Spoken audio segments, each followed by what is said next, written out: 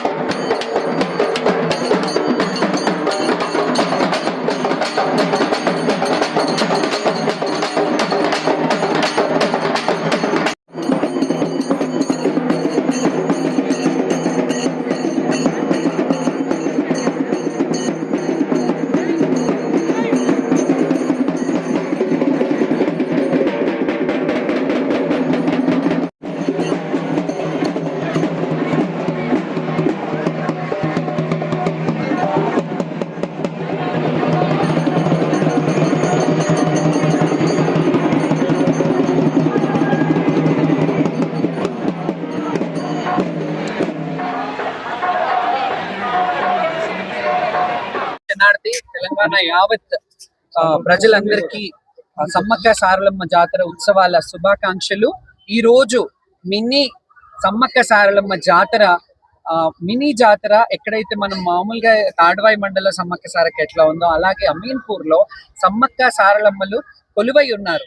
గత 20 సంవత్సరాల నుంచి పాండురంగారెడ్డి గారు మున్సిపల్ మాజీ చైర్మన్ గారు ఇక్కడ నన్ను ఆహ్వానించడం, ఎందుకంటే ఇక్కడ నాకు తెలీదు, ఆయన కొమరేలిలో చూసి నన్ను ఇక్కడికి ఆహ్వానించి మీరు రావాలి బోనం ఎత్తాలని అంటే అది ఒక ఆనవాయితీగా వాళ్ళ పిల్లలు చిన్నప్పటి నుండి చేస్తున్నారు. ఇప్పుడు పెద్దగా అయ్యాక ఋషి కూడా దీంట్లో పార్టిసిపేట్ చేసి చాలా అంగరంగ వైభవంగా ఇక్కడ ఉన్న యువత అంతా ఈ యొక్క మా అమీన్పూర్ లో జరుగుతున్న ఇంత వైభోగం సమ్మక్క సారలమ్మ జాతరకి విచ్చేసిన ప్రజానీకానికి, అదేవిధంగా భక్తులకి, అదేవిధంగా ప్రింట్ మీడియాకి, అదేవిధంగా పోలీస్ సిబ్బంది, అదేవిధంగా మా మున్సిపల్ కమిషనర్ గారు, అసిస్టెంట్ కమిషనర్ గారు, అదేవిధంగా వివిధ సిబ్బందికి కూడా ప్రతి ఒక్కరికి ధన్యవాదాలు తెలుపుతూ ప్రతి ఒక్కరికి పేరు పేరుగా నమస్కారం తెలుపుతున్నాం. ఎందుకంటే ఈ రోజున ఈ గుడి ఇంత వైభవంగా కావడానికి కారణం మేమిద్దరము.